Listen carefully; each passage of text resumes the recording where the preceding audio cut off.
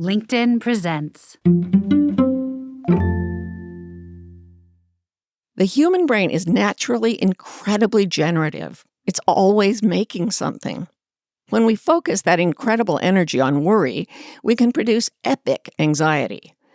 But when we redirect our attention into curiosity and creativity, we can exchange that misery with delight.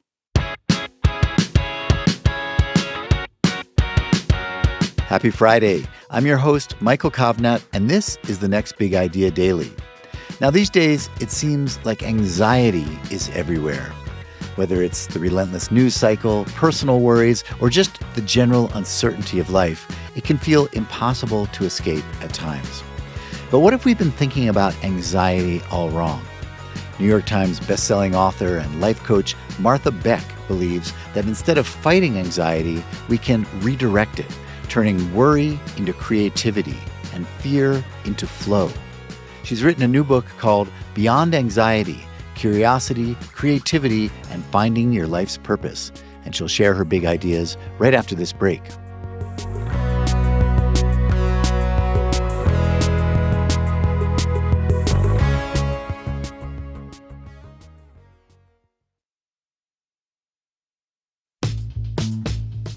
Hi, I'm Martha Beck, and I'm here to share some key ideas from my book, Beyond Anxiety. After living for decades with my own anxiety, I began researching the topic because this condition is rising rapidly all over the world. I dug into neuroscience, worked with hundreds of coaching clients, and experimented to find ways of not only calming the mind, but putting it in a state of joyful fascination.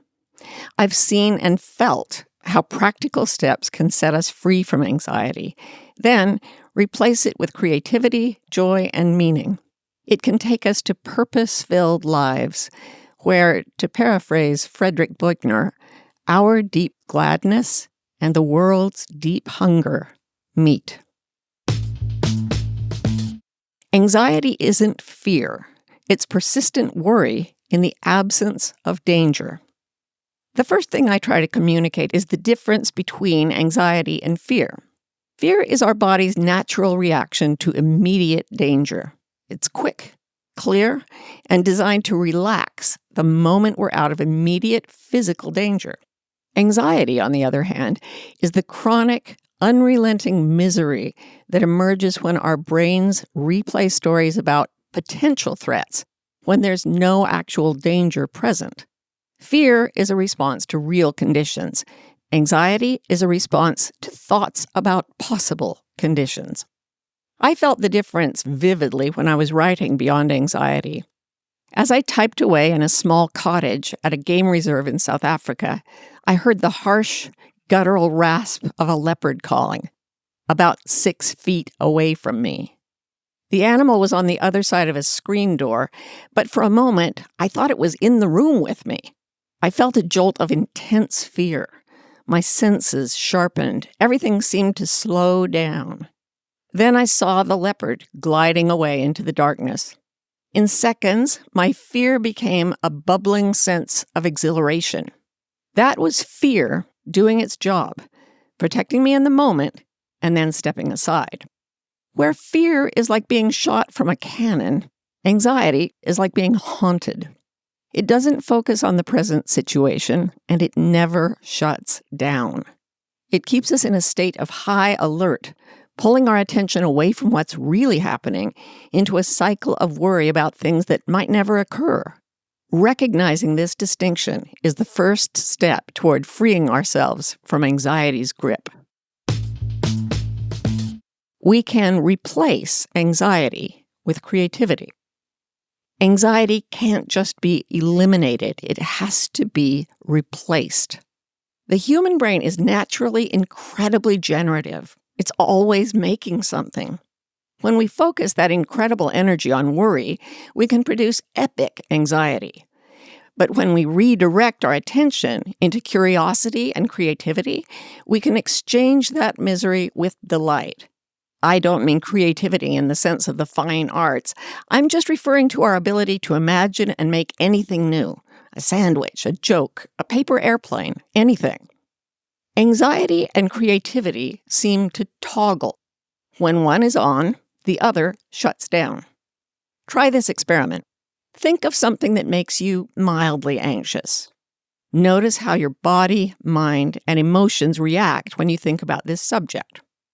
Now, get a pencil and make a list of things you love to experience with each of your 5 senses: smell, taste, touch, hearing, and sight. Write down a few things you'd love to encounter with each of these senses. Then, vividly imagine an experience that combines most or all of these sensory experiences. For example, you might imagine eating Belgian chocolate on a warm, sandy beach where you can smell the ocean, hear children laughing, and feel warm sand between your toes. Go deeply into your projected image. This forces your brain to connect different sensory memories and experiences. Notice how at the moment you're bringing together the elements of your ideal scenario, you can't sustain the anxiety you were just feeling. Instead, you may feel the beginning of relaxation and even joy. The best way to solve any problem is with creativity, not anxiety. When I tell clients they can replace anxiety with creativity, they sometimes balk. The world is in trouble, they say. Bad things are really, truly happening. I have real problems to face in my life. These are all solid points. There is real chaos and danger in the world, and we all face many difficulties. But think of this. If you'd been in a terrible accident, breaking many bones and bruising key organs, would you want the surgeons working on you to be feeling anxiety and panic, or calm, confident creativity? One of the lies anxiety tells us is that only by staying anxious can we be safe. That's the opposite of the truth, which is that moving into a creative mindset is our best chance at solving complex problems and building joyful, meaningful lives. And it makes the process delicious. In fact, it's when we're pushing our creative minds as far as they can go, playing at the outer edge of our ability, whether that means playing the piano, playing chess, or playing tag, our brains go into the state called flow, where we experience maximum levels of enjoyment, even bliss. To face our problems with maximum creativity is to live in flow, while inventing solutions to all the problems we face.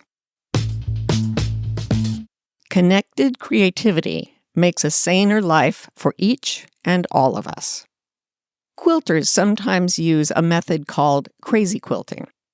Instead of laying out fabric in a careful pattern, they just find scraps of cloth they love and begin sewing them together, spiraling outward until the quilt is big enough to trim and finish. Abandoning anxiety and living by our creativity, especially at this alarming moment in history, is like using the quilter's free-form method. But instead of a crazy quilt, I call this kind of life a sanity quilt. To make a sanity quilt life, we start by putting our curiosity, creativity, and true fascinations at the center of our lives. Then we add other things we love, slowly filling our time with beautiful experiences. This runs contrary to our culture's pattern of building lives from anxiety. To regain our right minds in this anxious culture, we must learn to calm our anxiety, then use all our experiences as springboards into curiosity, creativity, and joy.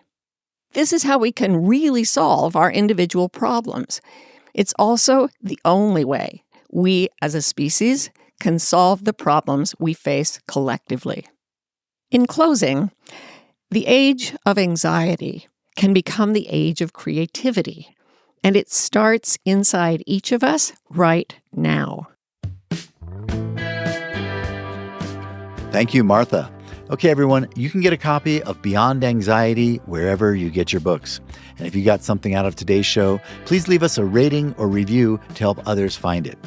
That does it for us this week. These episodes were written by me, Michael Kovnat, and edited by Caleb Bissinger. The Next Big Idea Daily is proud to be part of the LinkedIn Podcast Network. We'll see you Monday.